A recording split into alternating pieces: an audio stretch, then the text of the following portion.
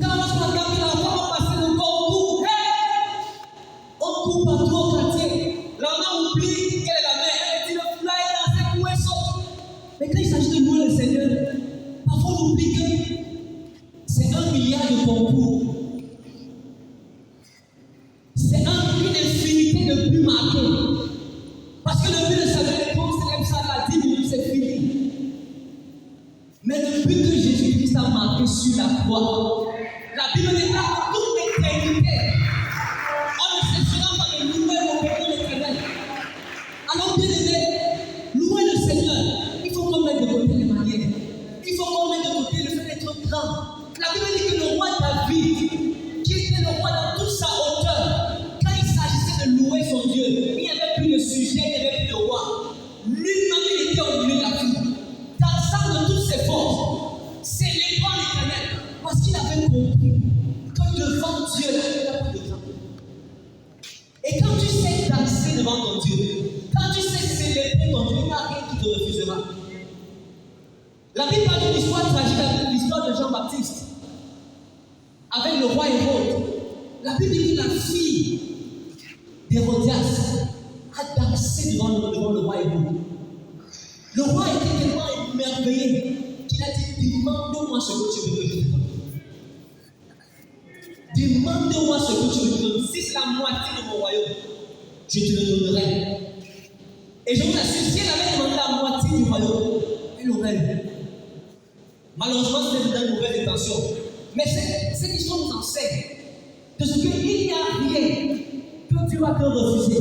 Si tu sais le louer, si tu sais le côté, je suis grand, je suis papa, pour te lever et célébrer, et danser, et sauter, et acclamer, et crier de joie, parce que tu veux célébrer ton Dieu, parce que tu veux dire gloire à ton Dieu.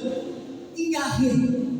Quand tu vas danser, tu vas dire que fort. Le Père va se lever son robe, il va dire que Xavier, Mary, Flavie, qu'est-ce que tu veux? La moitié de mon robe, je te donne. Amen. Donc la louange doit absolument être exprimée. Ce n'est pas une attitude, c'est une action. C'est une expression. Amen. Amen. La louange, ce n'est pas une attitude. C'est une action, c'est une expression. On ne peut pas louer dans le cœur, non. Elle doit être exprimée. Et c'est en fonction. Quand on mesure la façon avec laquelle tu exprimes, on peut voir combien l'œuvre l'a touché. Si tu exprimes petit, c'est parce que tu n'as pas bien compris. Mais quand tu as bien compris, tu ne peux pas rester assis. Tu ne peux pas rester assis. Le matin, en midi, le soir, chaque fois que tu penseras à la croix, le sourire va venir même quand tu es fâché. Quand tu vas penser, oh, il a payé pour mes péchés. Oh, il est mort pour moi. Même si le vendeur a toqué le matin, quand tu vas penser à la croix, que tous tes péchés, toutes tes dettes sont payées, le sourire va venir seul. Et tu vas commencer à te réjouir. Amen. Amen.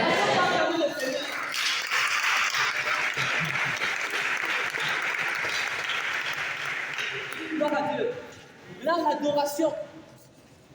Adorer, c'est. Je disais maintenant l'adoration. Adorer Dieu, c'est quoi rapidement? Adorer Dieu. Oui, papa. Adorer Dieu, c'est dire ce qu'il est. Adorer Dieu, c'est dire ce qu'il est. Oui, quelqu'un d'autre. Bon, comme on n'a pas le temps, on va. Qui m'a pas? C'est dire ses éloges. C'est dire ses éloges. Oui, quelqu'un d'autre. Ok. Adorer Dieu, quelques définitions que j'ai prises. Adorer Dieu, c'est aimer passionnément Dieu. Quelqu'un dit aimer passionnément. Aimer passionnément. Quelqu'un dit encore aimer passionnément. Aimer passionnément. Amen. Adorer Dieu, c'est vénérer. Adorer Dieu, c'est rendre culte. Adorer Dieu, c'est le contempler de façon à être omnibulé. Adorer Dieu, c'est vivre pour lui. Contrairement à la louange, l'adoration, ce n'est que pour les enfants de Dieu. Amen. La Bible dans Jean 4, verset 4 Mais là, non. La Bible dans Jean 4, verset 24, quelqu'un peut m'aider. Dieu est esprit. Et il faut que ceux qui l'adorent comment? En esprit et en vérité. N'est-ce pas? Car ce sont là les adorateurs que le Père cherche. Donc, pour adorer Dieu, c'est en esprit et en vérité qu'on l'adore. Si la louange, c'est pour tous ceux qui respirent, on se rappelle du psaume, non? Que tous ceux qui respirent louent l'Éternel. La louange, c'est pour le chien, c'est pour le chat, c'est pour les arbres, c'est pour les mers, les océans. Mais Dieu a réservé l'adoration exclusivement et uniquement pour ses enfants. Est-ce que tu parles avec le Seigneur? Amen. Amen. Dieu a voulu que l'adoration soit la chose exclusive de ses enfants. Soit la chose exclusive de ceux qui ont accepté Jésus comme Seigneur et comme Sauveur. Soit la chose exclusive de ceux qui ont reçu l'esprit de grâce, l'esprit de vie, et qui par cet esprit-là peuvent adorer Dieu en esprit et en vérité. Une autre différence au niveau de la louange et de l'adoration, c'est que la louange peut être ponctuelle, mais l'adoration, c'est une vie.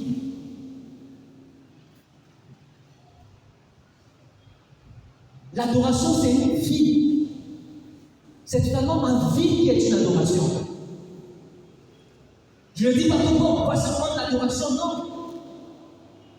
C'est ma vie qui est l'adoration. C'est ma vie qui est le parfum. Quelqu'un peut dire que la plus grande forme d'adoration, c'est l'obéissance à Dieu. La plus grande forme d'adoration, c'est l'obéissance à Dieu. Un autre point de différence entre la louange et l'adoration, c'est que la louange est statique. Je m'explique. Tu peux louer 100 ans, mais toujours rester la même personne. Mais tu ne peux pas adorer en esprit et en vérité et rester la même personne. L'adoration, elle est dynamique. Parce que celui qui adore est transformé de gloire en gloire en la même image. C'est pourquoi l'adorateur ne peut pas rester la même personne. Tu ne peux pas être un adorateur et je te regarde aujourd'hui, je vais te regarder demain, je vois la même personne. L'adorateur, parce que tu es adorateur, quand je vais te voir aujourd'hui, tu as un niveau de gloire, je tourne la face, je reviens, sa gloire encore élevée. Je tourne encore, je reviens, elle devient encore plus glorieuse, elle ressent de plus en plus sa Christ, de plus en plus sa Christ. Pourquoi? Parce que chaque jour, sa vie est une contemplation de la personne de Christ.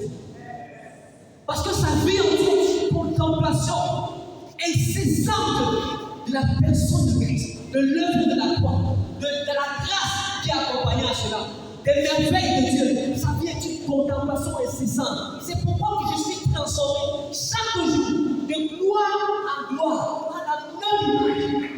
Je ne peux pas adorer et rester la même personne. Tu ne peux pas être un adorateur et tu n'es pas transformé. Ça se voit dans le monde. J'avais eu à remarquer une chose.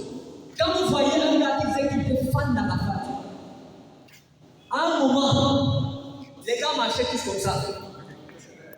Ils avaient tous pris la démarche d'Arafat. Ils se coiffaient comme Arafat, ils parlaient comme Arafat. Ils peuvent dire la mère d'Arafat, le père d'Arafat, le nombre de copines d'Arafat, ce qu'Arafat a mangé. Et le pire, c'est que parfois, pour les enfants de Dieu, nous sommes fans des stars, fans de Samuel Eto'o, fans de terre. Bien-aimés, sois fan de Jésus. Sois fan de Jésus. Adore Jésus. Sois fan, contemple tellement que chaque jour, tu te retrouves transformé. Amen. Dis à ton il faut que je sois fan de Jésus. Je dois être fan de Jésus. Amen. Il est extrêmement important. 2 Corinthiens 3, verset 18, le résume de façon claire. Est-ce que vous pouvez lire ça pour nous? 2 Corinthiens 3, verset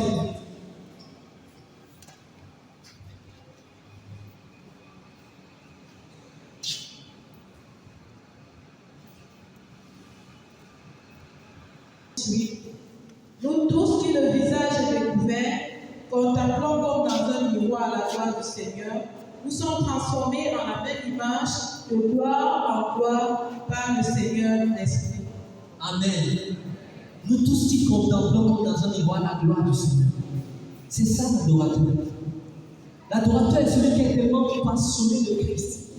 Il est tellement passionné de Christ que ce que toi tu ne vois pas quand il lit entre les Écritures, quand tu lis ta Bible, lui il voit. Il peut te dire là où Jésus habitait. Il peut te dire comment Jésus parlait. Il peut te dire le nombre de fois que Jésus était content et qu'il a dit je suis étonné. Il peut te dire le nombre de fois que Jésus a été tellement élevé. Il a tellement regardé. Quand il ouvre la Bible pour lire Jésus, c'est comme s'il était avec lui, en train de le suivre dans les évangiles, en train de marcher avec lui. Il le contemple tellement. Et lorsque tu le fais, il a une puissance d'adoration qui te transforme en ce que tu es en train de contempler. C'est la raison pour laquelle il n'est pas bon que nous soyons des fans des hommes. À une époque de ma vie, j'aimais passionnément David, j'aimais tellement le personnage de David. Jusqu'au jour où j'ai compris que ce n'était pas la bonne chose. David a fait de façon excellente, mais lui il regardait à Jésus. Et si je veux dire aussi être excellent, il faut que moi aussi, je regarde à Jésus. Amen. Hébreu 12 va le redire encore. Ayant les regards fixés sur qui? Sur Jésus. Ayant les regards fixés sur Jésus, qui est le chef et le consommateur de notre foi. Donc adorer, c'est garder le regard fixé sur le Seigneur Jésus-Christ. Avoir le regard fixé sur lui. Il va à gauche, tu vas à gauche. Il va à droite, tu vas à droite. Il s'arrête, tu t'arrêtes. Il sort, tu sors. C'est ça adorer le Seigneur béni. Que le Seigneur nous amène dans cette dimension d'adoration. Que le Seigneur nous amène dans cette adoration incessante là. Et bien, même nous allons voir les fruits parce que Dieu ne ment pas. De la même façon que les gars nous viennent, les petits Arafat, les petits Fali, nous on sera des petits Jésus. Amen. Amen. Nous serons les petits Jésus à la gloire de Dieu le Père. Et le Seigneur sera heureux. Amen. Mais là, l'intimité rapidement, c'est une étroite relation. Quand on dit que deux personnes sont intimes, ça veut dire qu'il n'y a pas de secret entre eux. Ils sont tellement proches. Le lien est tellement serré que parfois il est difficile de distinguer les deux. Et l'intimité, c'est le secret. Deux personnes intimes, ce qui manque de l'intimité, c'est qu'il y a des choses qui partagent ensemble que le monde ne connaît pas. Amen. Deux amis intimes, ce sont leurs secrets qui font l'intimité. Ça veut dire quoi? Ça veut dire qu'on dit qu'on veut devenir des intimes avec Dieu par la louange de l'adoration. Ça veut dire que nous voulons devenir amis, tellement proches, tellement serrés de Jésus, en l'appréciant, en le contemplant, en ayant les regards fixés sur lui. Amen. Et si il y a quelqu'un qui veut devenir intime du Seigneur, tu lèves la main comme ça. Tu dis, en 30 secondes, tu adresses la prière à Dieu. 30 secondes, 10, pas seulement à Dieu. 30 secondes, nous sommes en prière. Dis à Dieu que tu veux être intime. Que tu ne veux pas être dans les parvis, mais tu veux être intime. Un ami proche. Ô Saint-Esprit, fais-nous grâce, s'il te plaît. Fais-nous grâce. Fais-nous grâce, s'il te plaît. Au nom du Seigneur Jésus. Amen. Ok, maintenant nous allons partager un peu sur les obstacles de la louange de l'adoration. On a passé le temps pour prendre tous les obstacles du monde. Mais bon, on prie que le Saint-Esprit permette que, même au travers de ce qu'on n'a pas dit, mais dans ce qu'on a dit, que le Saint-Esprit te parle sur ce qui te concerne, ce qui me concerne. Amen. Le premier obstacle, c'est l'orgueil. Quelqu'un dit orgueil. Quelqu'un dit encore orgueil. Le premier obstacle à la louange et à l'adoration, c'est l'orgueil. Parce que si la louange, c'est à Dieu, l'orgueil, c'est la louange de toi-même. L'homme va dire que par la grâce de Dieu, je me suis réveillé le matin. Il va dire que par la grâce de Dieu, j'ai réussi mon concours. L'orgueil va dire que j'ai tellement péché que j'ai passé mon concours. L'orgueil va dire que qui peut passer si ce n'était pas moi. L'orgueil va dire que je suis tellement éloquent. C'est pour ça que quand je parle, les gens sont touchés. La Bible nous parle de ces deux personnes qui étaient montées au temple pour prier. Le pharisien et le publicain. La Bible dit que le pharisien était en train de dire, oh Dieu, je suis content que je ne sois pas comme le type là. Moi je jeûne, moi je fais ceci, moi je fais cela, moi je fais ceci, moi je fais cela. Pourtant le publicain n'osait même pas lever les yeux vers la terre. Mais il disait, oh Dieu, sois apaisé vis-à-vis de moi. Voilà l'attitude que le Seigneur veut que nous ayons pour le louer en tout temps. Parce que lorsqu'on a l'attitude d'orgueil là, on ne pourra pas voir l'œuvre de la croix. Tant que tu auras les yeux fixés sur ce que tu as fait, que non, je prie une heure chaque jour, je jeûne 3 fois la semaine, je fais ceci, je fais cela, qui peut partager plus que moi, qui peut donner plus que moi, tellement je ne serai pas parfaite. C'est que tu es encore dans la loi. C'est dans la loi qu'on dit que tu dois faire. Mais dans la dispensation où nous sommes, Jésus a tout fait. Jésus a tout fait. Il n'y a plus de super-héros. On a un super-héros, c'est Jésus. On a un héros, c'est Jésus. Et c'est à cause de ce que lui il a fait que nous sommes tous ce que nous sommes, que nous avons tout ce que nous avons. C'est pourquoi celui qui va garder les fixés sur lui va passer à côté de l'éveil de la foi. C'est pourquoi bien ne soyons pas orgueilleux, soyons humbles de cœur. La Bible dit que David était un homme humble. Il fallait beaucoup d'humilité pour qu'un roi de son envergure, devant ces sujets, pendant qu'on entend le mot de Seigneur, descende au milieu des sujets. Et danse tellement que même sa propre femme a dit que vraiment tu me suis. Et c'est cette attitude-là qui a fait que Dieu lui a révélé tellement de choses. Parce que cette attitude te dispose à la louange. Amen. Soyons humbles. Deuxième attitude de l'orgueil, c'est que l'orgueil ne saura jamais dire merci. Il va toujours tout simplifier. Que non, je me suis levé le matin, n'est-ce pas tout le monde s'est levé. Je marche, n'est-ce pas tout le monde marche, comme mon voisin marche. Pourquoi avait dit merci à Dieu parce que je marche? Je suis en bonne santé, pourquoi? Même mes camarades sont en bonne santé. Pourtant, celui qui est humble saura apprécier le fait qu'il marche sur ses pieds. Il va nous dire, oh Jésus, merci pour mes pieds. Merci parce que j'ai 2 jambes et je peux marcher. Merci parce que j'ai 2 yeux, je peux regarder.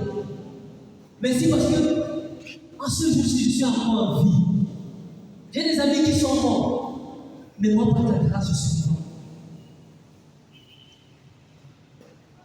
Et tout cela vient d'une attitude d'humilité. Le deuxième obstacle à la louange, c'est le manque de connaissance. Parfois, on ne loue pas parce qu'on ne connaît pas ce que Jésus a fait. C'est pourquoi, bien aimé, si tu veux louer, va dans la parole. Il faut que tu connaisses profondément ce que Jésus a fait pour toi.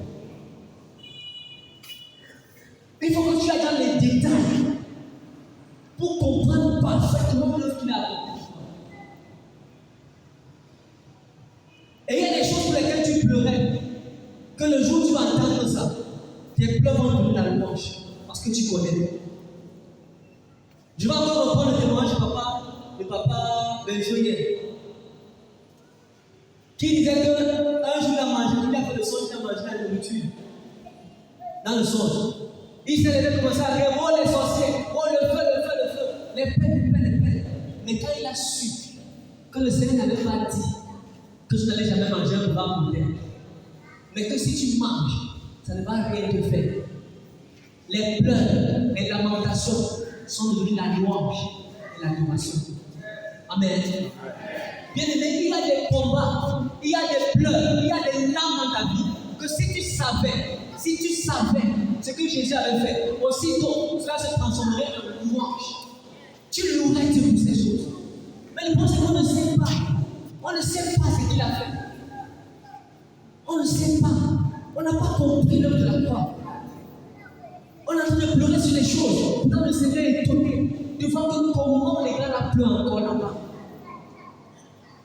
Comment les gars là sont encore en train de pleurer. J'ai payé. Comment il y a encore les larmes là-bas? Comment mes enfants sont encore dans les pleurs? Parce qu'on ne sait pas. Combien de sois passionné de la parole de Dieu. Sois passionné de la parole. Ne lis pas comme ton voisin. Ne lis pas comme ta voisine. Ne lis pas comme ton leader spirituel. Lis de toutes tes forces. Lis de toute ton âme. Ne dis pas que j'ai lu une fois, ça suffit. Lis même 2, 3, 4 fois. Parce qu'il y a des choses qui sont dans la persévérance à lire que tu vas voir. Lis passionnément la parole. Si tu veux être un adorateur. Parce que faire plaisir à quelqu'un, la première étape, c'est connaître ce qu'il est. Voilà la première étape. Je ne peux pas faire plaisir à ma femme si je ne connais pas le genre de chaussures qu'elle est. Si je ne connais pas le genre d'habit qu'elle est. Si je ne connais pas le style de parole qu'elle est. Si je ne connais pas comment est-ce qu'elle veut être aimée. Il me sera impossible malgré toute ma bonne volonté et tout mon zèle. Mais quand je sais, alors je peux adorer comme ça. Donc bien aimé, cherche dans la parole. Parce que le manque de connaissance est un sérieux obstacle à la louange. Un autre obstacle, c'est je vais louer Dieu quand j'aurai la voiture. Non, quand je vais me marier, je vais célébrer Dieu. Pour le moment, laisse-moi. Je suis dans les plaintes, dans les lamentations. Et parfois, on ne se rend pas compte. On agace Dieu avec nos lamentations. La Bible dit qu'il y a 6 choses que l'Éternel aime. Et parmi ces choses, il y a la sanction qui dit sans cesse donne. Le fait que les enfants sont toujours dit que le Seigneur donne, tu ne m'as jamais rien donné. Ma part est toujours comme ça. Ma vie est toujours bizarre. Ma part est toujours comme ça là. Pour les autres, ça marche. Moi, je ne marche pas. Les gens passent les concours, voilà ma part. Les gens, toujours en train de parler bizarrement. Et tu dis que non, c'est quand j'aurai le concours-ci. Quand je vais passer le concours-ci, la louange qui va sortir. Bien aimé, laisse-moi te dire que ne sois pas surpris que même ayant ça, il y a encore une autre chose que tu sois encore en train de chercher. Et tu l'envoies encore ta louange. Parce que si tu ne peux pas louer Jésus aujourd'hui pour ce qu'il a fait à la croix, tu ne loueras pas demain. Parce qu'il n'aura pas plus grand que la croix. Nous avons tout pour louer Dieu excellemment, parfaitement aujourd'hui. Il n'y a pas de raison que. C'est vrai, c'est bien d'avoir des regrets, c'est bien d'avoir des désirs. Je dis comme que j'ai pris mes calendes de Dieu, je vais prier parce que je veux ceci, je veux cela, c'est bien. C'est bien de faire comme la veuve qui a importuné le roi. C'est une très bonne chose. Mais sachons aussi dire merci. Sachons aussi dire merci. Ce n'est pas quand on aura le ciel, quand on aura toutes les grandes raisons qu'on va dire merci à Jésus. Sachons lui dire merci aujourd'hui. Parce que ce que tu as là, il y a des gens que c'est leur rêve.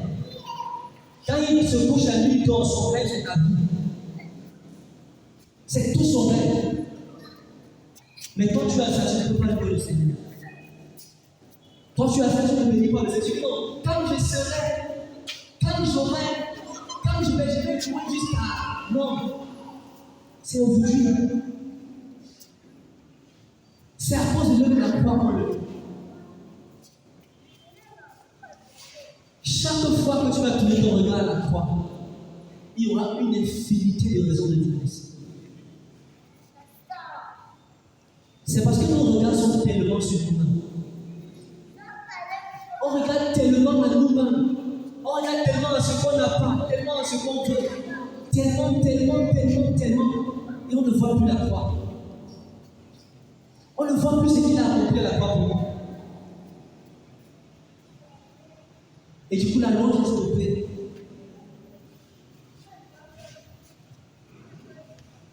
Le dernier obstacle à la louange, c'est le fait de.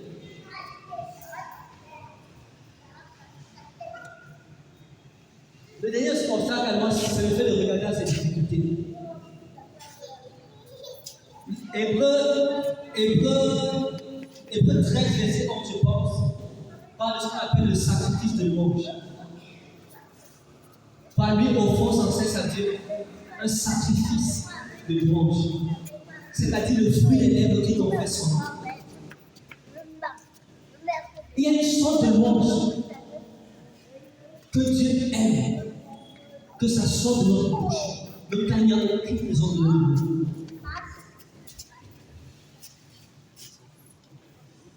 Dieu aime entendre ça.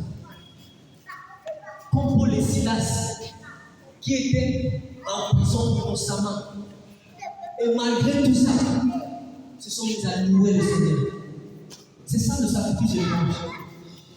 Et ce sacrifice de louange-là, pour que tu l'offres à Dieu, il faut que tu saches un moment, voir la croix plus grande que toutes les difficultés. Parce que tant que tes yeux seront fixés sur les difficultés, ce que tu n'as pas, tu ne verras pas le la croix. Ce texte de lamentation m'a toujours tellement parlé. Jérémie dit, quand je pense à ma douleur, quand je pense à ma misère, mon âme est abattue au-dedans de moi. Mais voici ce que je veux repasser dans mon cœur. Ce qui me donnera de l'espérance, c'est que les bontés de l'Éternel ne sont pas épuisées. Elles se renouvellent chaque matin. Oh, que ta fidélité est grande. C'est dans des moments tellement difficiles pour nous que moi, personnellement, j'ai compris la portée de ce passage. Hier, papa, pasteur Benjoua a fait son témoignage de sa fille, non, son fils qui est à l'hôpital et qui a survécu. Ils ont prié. Nous, on a eu une histoire pratiquement similaire. Mais après avoir prié, cherché Dieu, l'enfant est mort. Et c'est au milieu de cette difficulté-là que le Seigneur nous a révélé Lamentation 3. Que mon fils, si tu veux penser à ta douleur, si tu veux penser à ta détresse, ton âme sera abattue. Mais voici ce que je veux que tu repasses dans ton cœur. Voici ce que je veux que tu repasses dans ton cœur. C'est que les bontés du Seigneur ne sont jamais épuisées. Bien-aimé, quelle que soit la situation dans laquelle tu es, peu importe, sache que les bontés de l'Éternel ne sont jamais épuisées. Chaque matin que tu verras le soleil se lever, sache qu'il y a de nouvelles bontés. Parce qu'il les renouvelle chaque matin. Quand le soleil se lève, il y a de nouvelles bontés pour celui qui croit, pour celui qui sait louer, pour celui qui sait garder ses yeux sur Jésus. Mais si tu restes dans tes plaintes, la bonté là viendra et passera. Pour notre histoire, on a perdu un enfant en février 2019. Mais avant que 2019 ne finisse, Dieu nous avait donné un autre. Donc le Seigneur a effacé complètement. Donc l'année 2019 qui était censée être une année de pleurs, que quand je me souviens de 2019, je dis hey, l'année-là, l'année de ma douleur, l'année de mes pleurs. Aujourd'hui, quand je dis 2019, c'est l'année de ma joie, année de ma réjouissance. Pourquoi? Parce que même au milieu de ma douleur, même au milieu de mon désespoir, je me suis battu par la grâce de Dieu de faire repasser dans mon cœur que les bontés de Dieu ne sont pas épuisées. Que Dieu n'est pas fini. Il peut encore faire de bonnes choses. Il peut encore. Et il a fait. On s'est réjoui. Et pour toi prier, jeûner. Dis que je suis venu parce que je suis venu. Souviens-toi que les bontés ne sont pas épuisées. Ne laisse pas ton âme s'abattre. Parce qu'une prière d'un abattement n'a pas de fruit. Elle ne peut pas porter de fruit. Parce que Dieu exauce la foi. Dieu exauce la foi. Voici ce que le Seigneur veut que tu repasses dans son cœur. C'est que ses bontés ne sont pas épuisées. Ses bontés ne sont pas épuisées. Elles se renouvellent chaque matin. Dieu est tellement bon que même si tu as perdu 1 milliard, il peut t'en donner 10. Si tu crois, et que tu te lèves, et que tu espères, je bénis ton nom. Père, je t'exalte parce que tu es bon, et que ta bonté n'est pas finie pour moi. Tu as encore de bonnes choses pour toi. Même si j'ai perdu là, tu peux m'en donner 10, parce que tu es Dieu. Combien de temps tu puisses le louer comme ça? Amen. Est-ce qu'on peut acclamer un peu le Seigneur? Est-ce qu'on peut acclamer le Seigneur?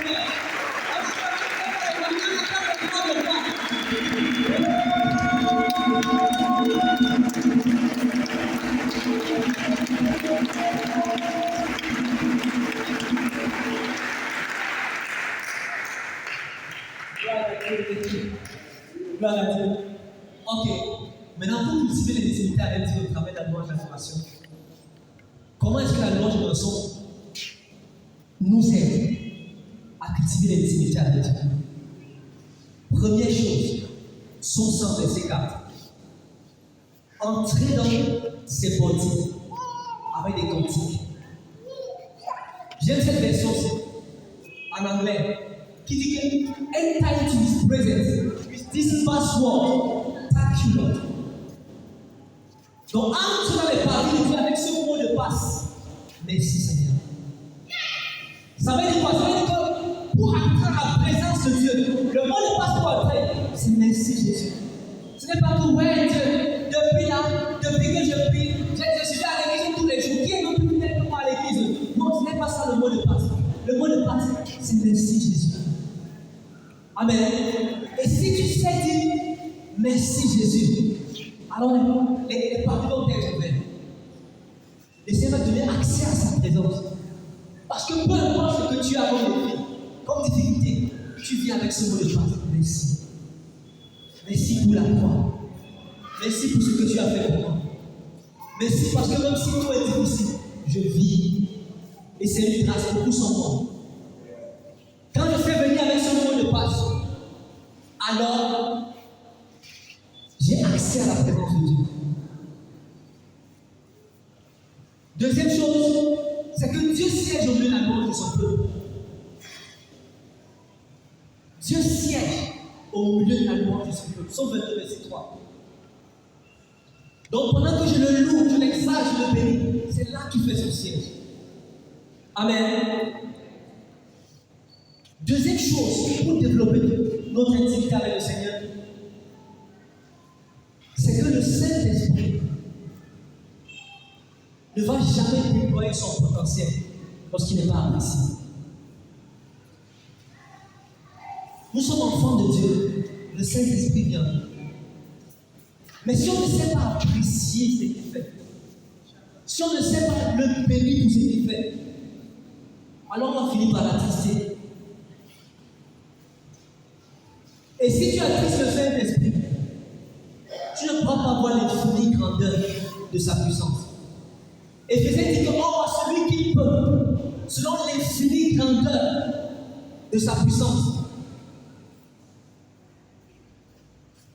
Or à celui qui peut infiniment au-delà de ce que nous demandons ou pensons, par sa puissance qui agit en nous. Donc c'est lui qui peut faire infiniment au-delà de ce que nous demandons ou pensons par le Saint-Esprit. Mais il faut que le Saint-Esprit soit exalté. Il faut que tu saches apprécier ce que le Saint-Esprit fait. Est-ce que tu prends conscience que le Saint-Esprit vit avec toi? Est-ce que chaque matin tu le bénis, tu dis bonjour Saint-Esprit? Merci parce que à cause de toi je suis scellé. J'appartiens à Jésus parce que tu es là. Merci parce que par ta parole, je suis gardé.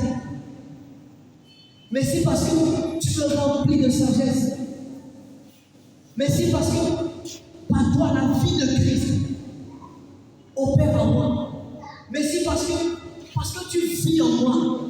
La maladie n'a pas de pouvoir sur mon corps. Est-ce que tu bénis le Saint-Esprit? Est-ce que tu apprécies ce que le Saint-Esprit fait pour toi? Est-ce que tu exaltes le Saint-Esprit? Parce que quand Papa Saint-Esprit est exalté, quand il est glorifié, quand il est content, il commence à dire que plein.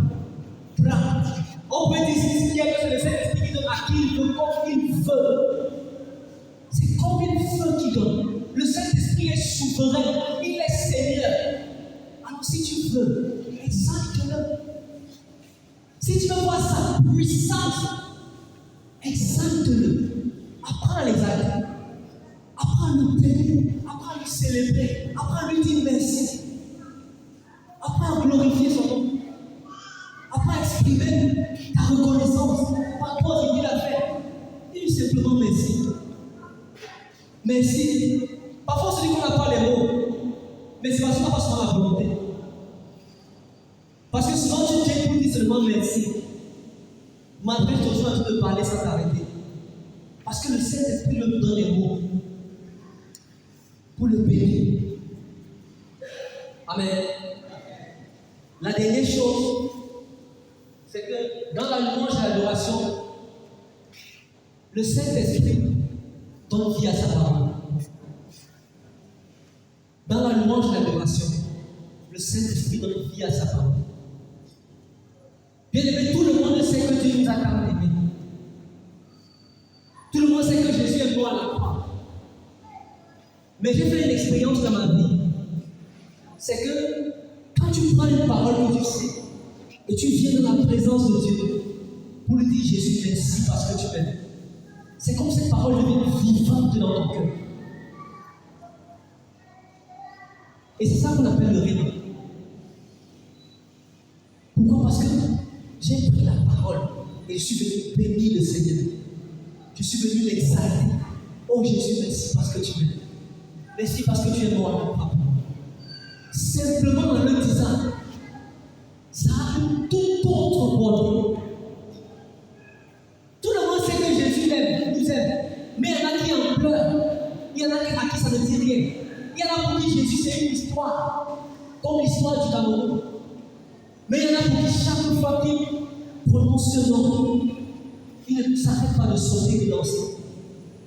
Il y en a qui lorsqu'ils prononcent la croix, ils sont en larmes. Parce que ce n'est pas le même rhéma qu'on a. Mais si tu veux le rhéma, prends le nom de ça. Prends ce qu'il a dit que j'ai payé tes péchés, viens dans le lieu secret. Dis Jésus, merci parce que tu as payé tes péchés. Jésus, merci parce que tu as porté mes pardons. Ça va devenir tellement réel pour toi. Tellement réel que tu vas marcher avec une telle assurance. Mais si tu ne sais pas bénir le Seigneur, si tu ne sais pas reprendre ce que Dieu a dit et revenir de lui redire en action de grâce, tu ne verras pas ça dans ta vie. Parfois, on n'a pas besoin de connaître plus. Parfois, on en sait même trop. Parce qu'une seule vérité, Jésus est mort à la croix pour tes péchés, peut changer toute ta vie. Si tu laisses le Saint-Esprit t'amener dans les profondeurs de cette vie.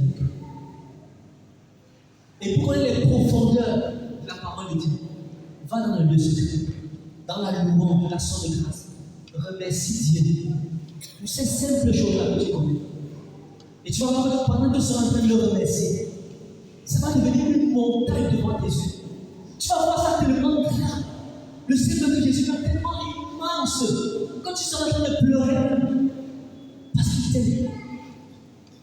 Amen. On va baisser la tête, on va fermer les yeux.